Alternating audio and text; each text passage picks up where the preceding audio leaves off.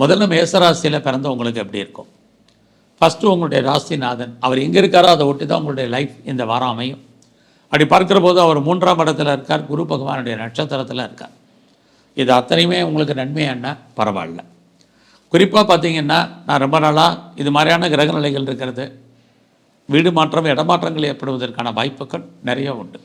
ரொம்ப நாளாக என்னுடைய ப்ராப்பர்ட்டி இருக்குது, அது நல்ல விலைக்கு சேல் ஆகணும்னு எதிர்பார்த்துட்ருக்கோம், அது விற்க முடியுமா அப்படின்னு யாரெல்லாம் ஃபீல் பண்ணிகிட்ருக்கீங்களோ கண்டிப்பாக அந்த ப்ராப்பர்ட்டி விற்பதற்கான வாய்ப்பு இந்த வாரம் உண்டு.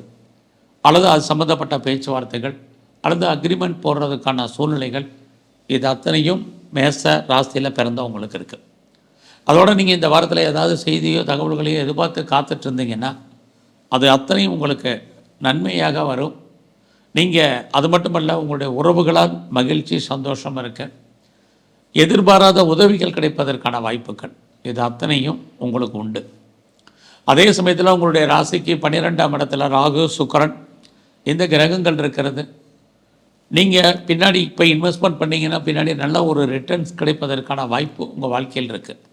முதலீடு பண்ணுற அளவுக்கு எனக்கு பெரிய லெவலில் கையில் இருப்பு இல்லைன்னு நினைக்கிறவங்களுக்கு கண்டிப்பாக இந்த வாரம் பரவாயில்ல.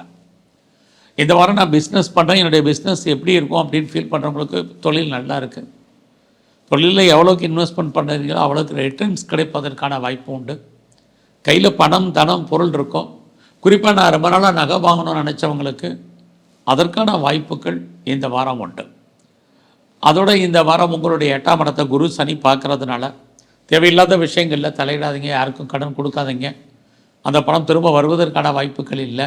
இது அத்தனையும் மேசராசியில் பிறந்த உங்களுக்கு இந்த வாரம் இருக்குது. இந்த வாரத்தில் உங்களுடைய மூத்த சகோதரர் இருந்தாலும் நன்மை, உங்களுடைய ஃப்ரெண்ட்ஷிப் நல்ல ஃப்ரெண்ட்ஷிப்பாக இருக்கும், நண்பர்களால் மகிழ்ச்சி உண்டு. இருந்தால் கூட இந்த வாரம் முழுவதுமே நீங்கள் எங்கெல்லாம் பெருமாள் கோயில் இருக்கோ அங்கெல்லாம் இருக்கக்கூடிய தாயாரை வழிபாடு பண்ணுங்கள்.